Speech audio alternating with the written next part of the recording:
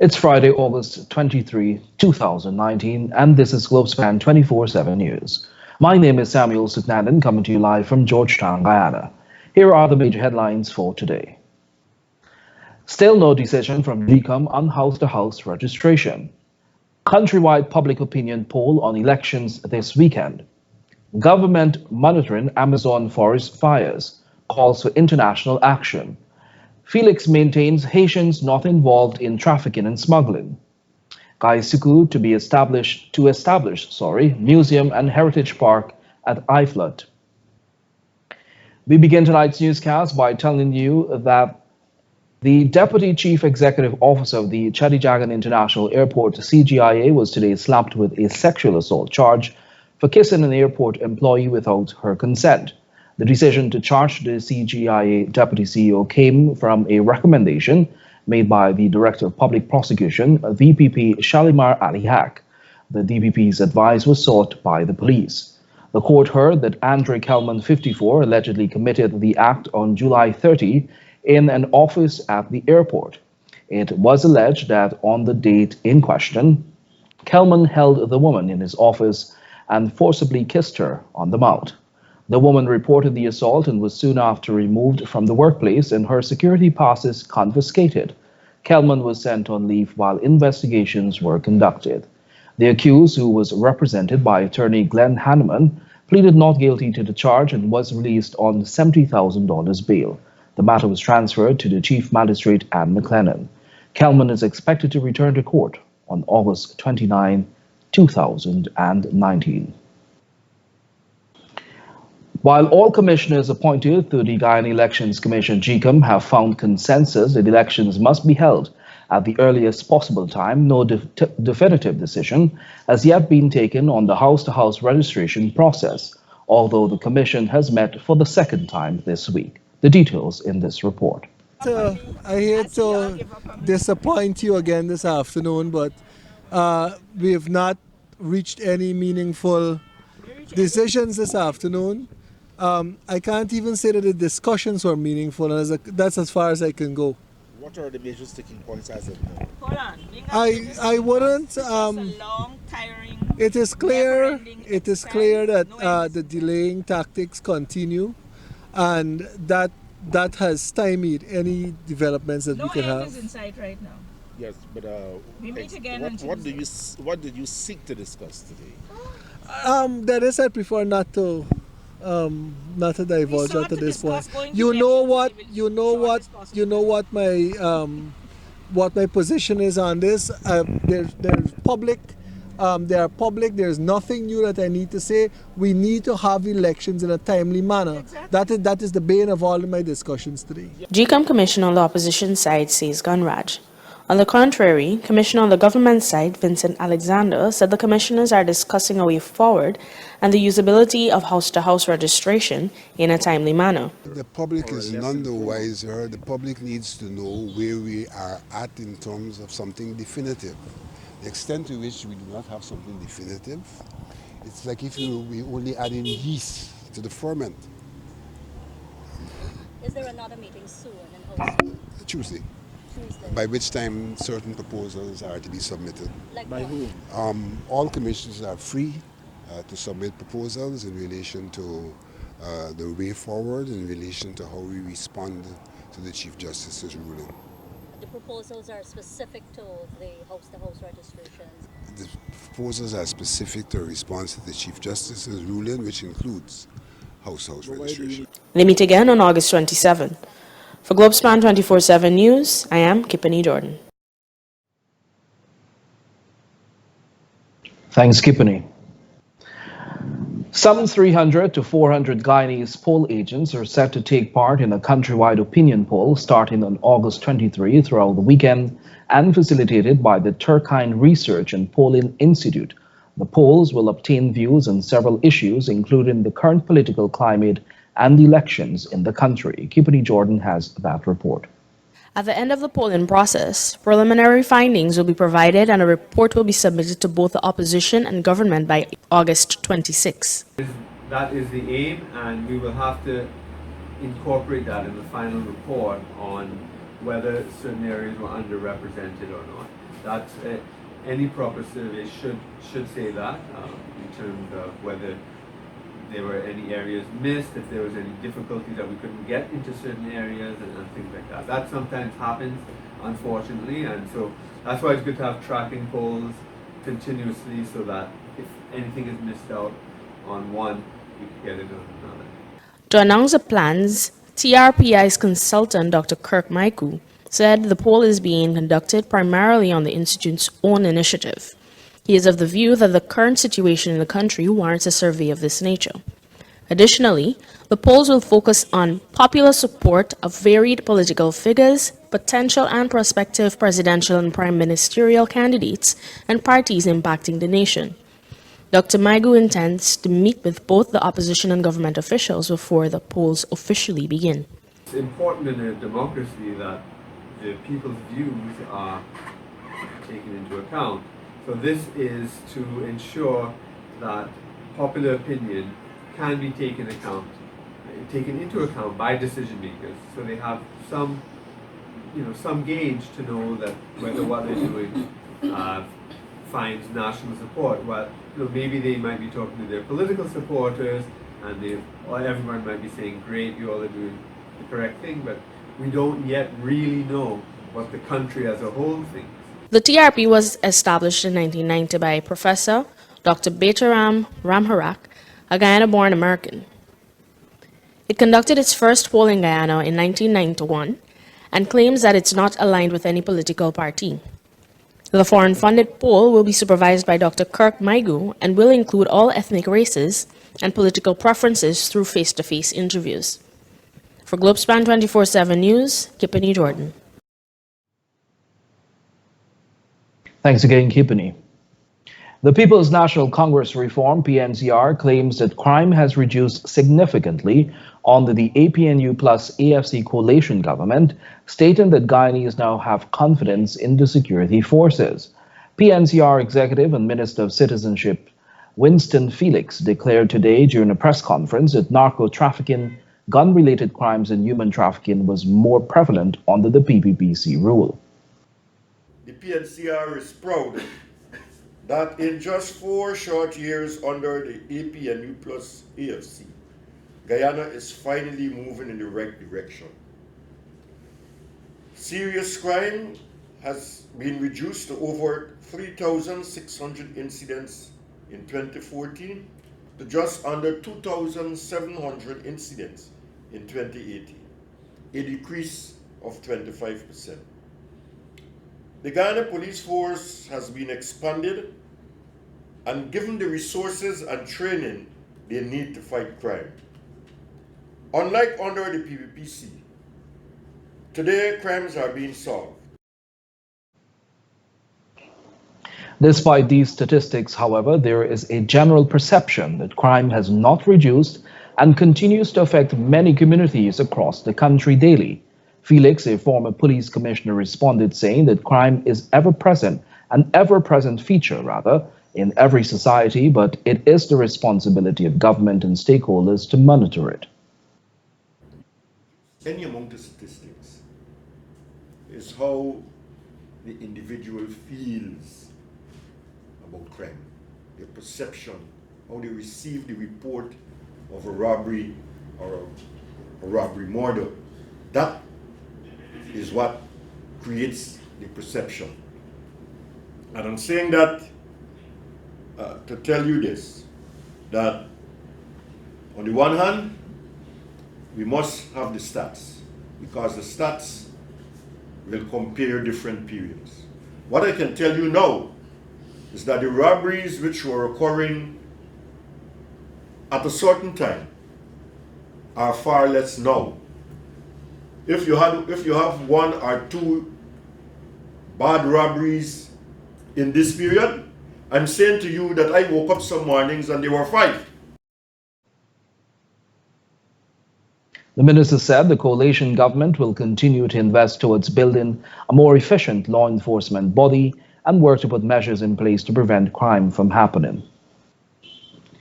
The Guyana government says it is concerned about the devastating Amazon rainforest fires, and as such, It is monitoring the situation but wants international action to be taken to stop the crisis now.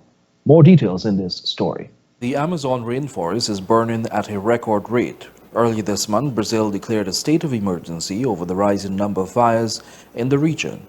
So far this year, almost 73,000 fires in the country have been detected by Brazil's Space Research Center, INP. That marks an 83% increase from 2018 and the highest number on record since 2013, according to Reuters. Ghana shares a small portion of the Amazon, but it covers 85% of the country. When asked by Globespan 24x7 News how the government views the issue, Natural Resources Minister Raffle Trotman said government is very concerned. Well, I think any government, particularly governments within the Amazonian region, should be very concerned because whatever conditions would have led to those fires could occur here. We all should be concerned. We all should extend our support to the government of Brazil to ensure that those fires are brought under control. Minister Trotman noted that from time to time, forest fires do occur, but the scale of the fires in the Amazon is one of international concern. I know that the same as Commissioner and Ms. Dow as chair of the board would be monitoring our own forests to ensure that we don't have any similar occurrences. We'll be not able to stop fires altogether because they're naturally occurring. We are in the throes of an extended wet season, so that will help us somewhat here and there. But we do our own duties of monitoring.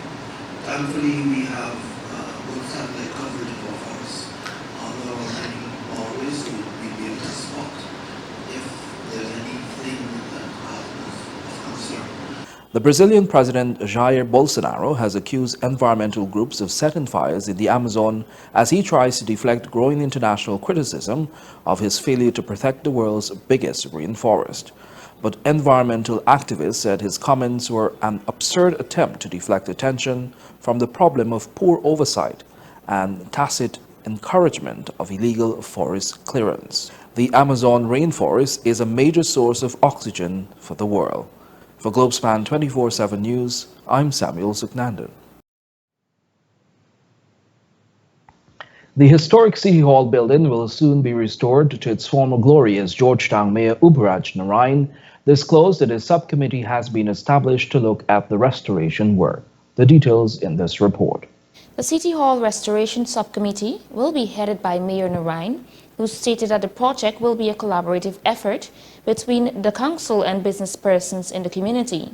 The mayor highlighted that the MNCC plans to establish accounts at various banks in town so that persons who wish to contribute to the project can do so. We will meet again on Friday coming, where we're going to set up, and this committee involve the mayor and city council, the tourism authority, the chambers of commerce, the private sector, and different stakeholders, civil society. Different people want to come on board. Business people want to come, company want to come on board. I welcome all of them. We want to set up some accounts in the various banks where this account now will use to have people to donate funds to start that restoration. I believe in something, a proverb goes like this: it only takes a spark to cause a fire. So if I start the spark, let me see how big the fire can able to go.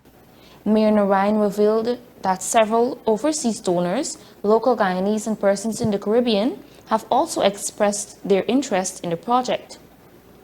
He stated that for persons who wish to avoid the bank lines, donation boxes will be set up so that the persons can contribute. City Hall is often described as the most picturesque structure and the most handsome building in Georgetown, as well as one of the most finest examples of Gothic architecture in the Caribbean. The building was designed by architect Reverend Ignatius Scholes in 1887 and was completed in June 1889. Reporting for Globespan 24x7 News, Shakima Day. Thanks, Shakima. In other news, as part of plans to diversify, the problematic sugar industry, the Ghana Sugar Corporation Gaisuku is diving into the tourism sector with intentions of constructing a sugar museum and heritage park through the Cultural Heritage Sugar Tourism Program meant to preserve Ghana's sugar history. During a media tour on Thursday, Corporate Communications Manager Audriana Thomas disclosed that the project can come to fruition because select estates have unique attractions that could be used as a marketing tool to capture the crowd needed. Among those two ventures, tours will also be offered to persons, mainly tourists from other countries who wish to learn about Ghana's sugar history.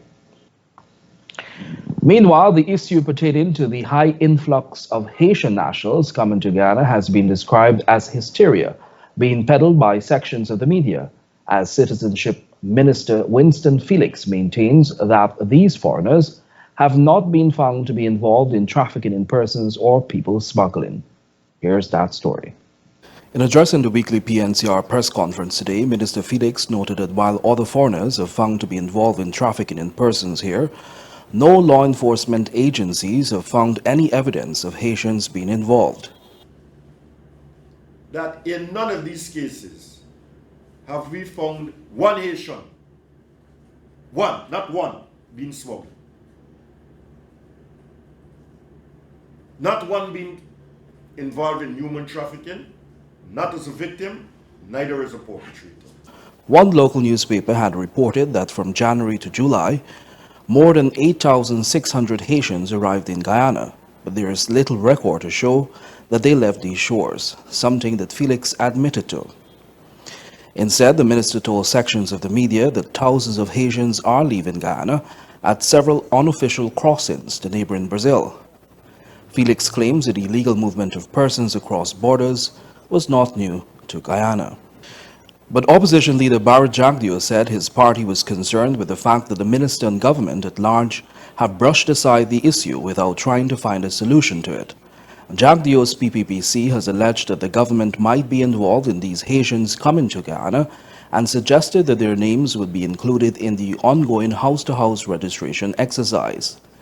While it is within the remit of those columnists and journalists to raise those issues, the government agencies like the police and the narcotics unit are always on the lookout to detect trafficking in persons or smuggling.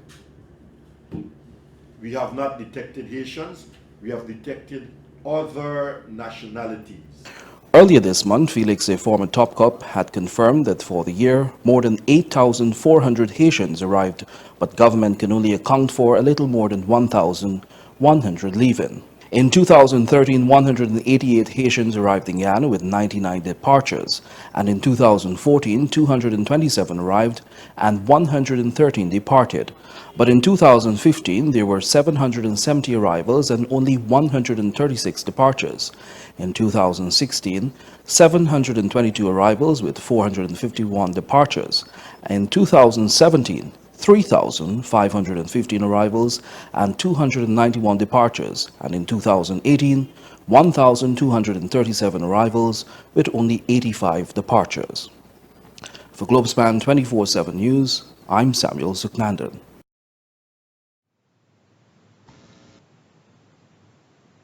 The Indigenous Affairs Ministry is showing its support behind the residents of Oriala, Siparuta in the preservation of their native Arawak language.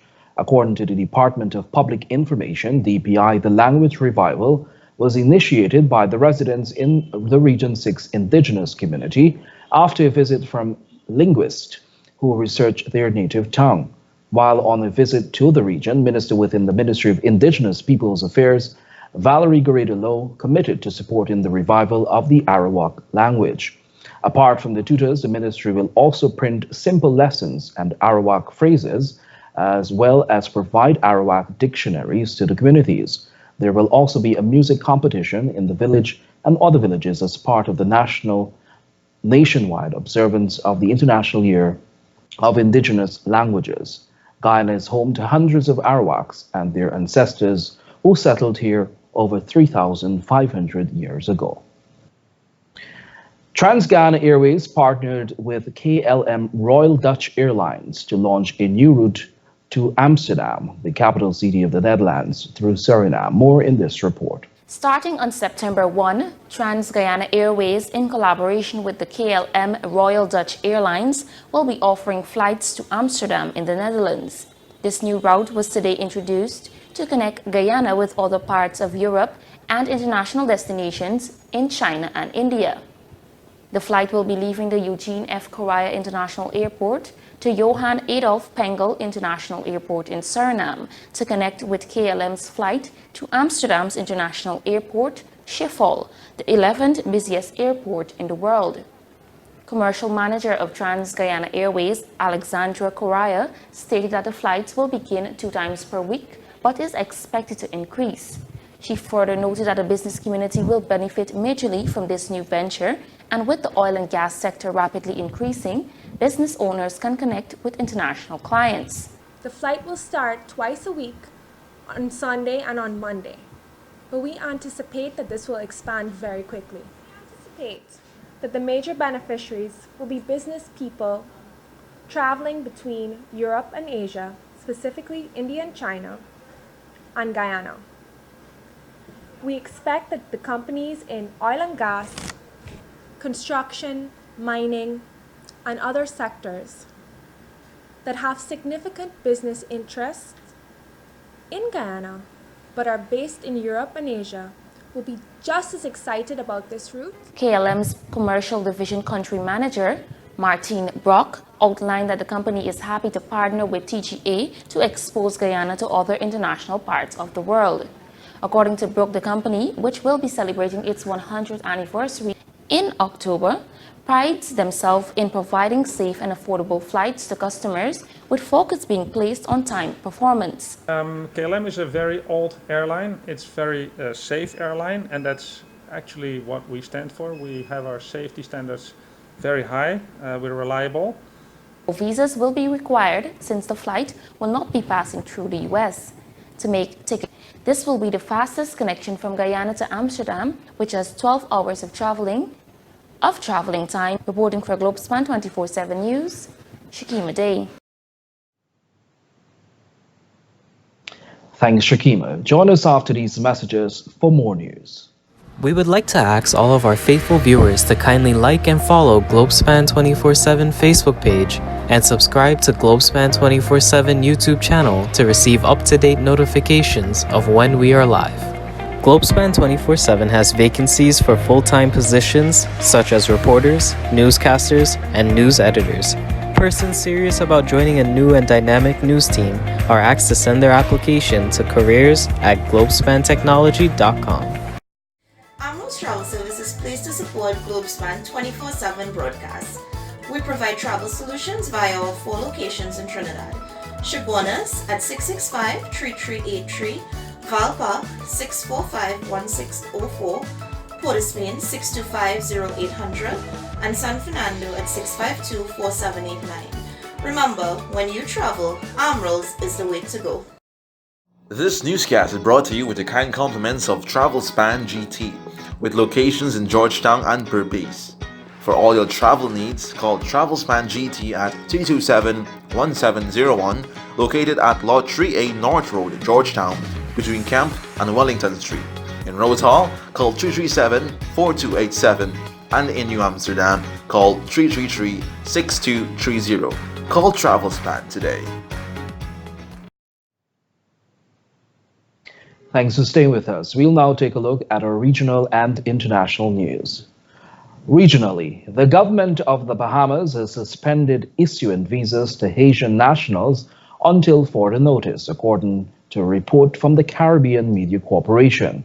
In a short statement Wednesday, the government said this is due to current technical and other challenges, but did not elaborate. However, the statement added that the suspension does not include Haitian nationals who are officials, diplomats, or holders of a United Kingdom, Canadian, or Schengen visa. The statement was published just days after Haiti's foreign minister said a corruption probe revealed unacceptable situations and wrongdoing at Haiti's local embassy. However, the Tribune newspaper quotes the foreign minister, Darren Hensfield, as saying that the suspension of visas is not connected to that issue. The Foreign Affairs Minister says the ministry discovered problems on its own after viewing how visas are issued, adding that he hopes the matter can be resolved as quickly as possible. Internationally, France and Ireland say they will not ratify a huge trade deal with the South American nations unless Brazil does more to fight fires in the Amazon. French leader Emmanuel Macron and President Jair Bolsonaro has lied to him about his stance on climate change. There are currently a record number of fires in the Amazon rainforest.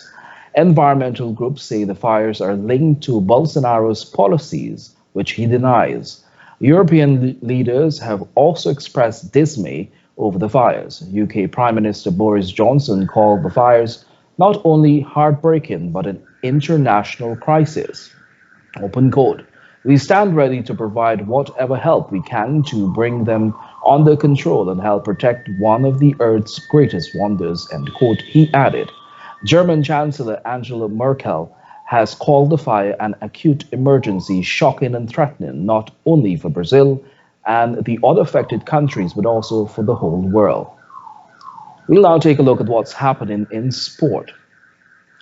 Bartica's second annual basketball camp began today and will conclude on Sunday. The camp was launched yesterday at the head office of the Grace Kennedy Remittance Services, GKRS, on Water Street, Georgetown, and will be hosted at the Bartica Community Center Hardcourt. Head of the Hercules Basketball Academy, Andrew Hercules, explained that the camp will continue to focus on players between the ages of 6 to 18 years old and will be based primarily on the fundamentals of the sport. During the launch, it was revealed that there will also be sessions based on the rules of the game, along with scholarship guidance, and valuable life skills will also be taught to the youths. Registration for the camp is free. Activity begins at 1500 hours and ends at 1800 hours. However, during the weekend, there will be 2 sessions per day. The first will last from 1000 hours to 1200 hours, while the second will be from 1300 hours 30 to 15 hours 30. England's hope of regaining the Ashes look all but over after they were bowled out for 67 by Australia on the second day of the third test at Headingley.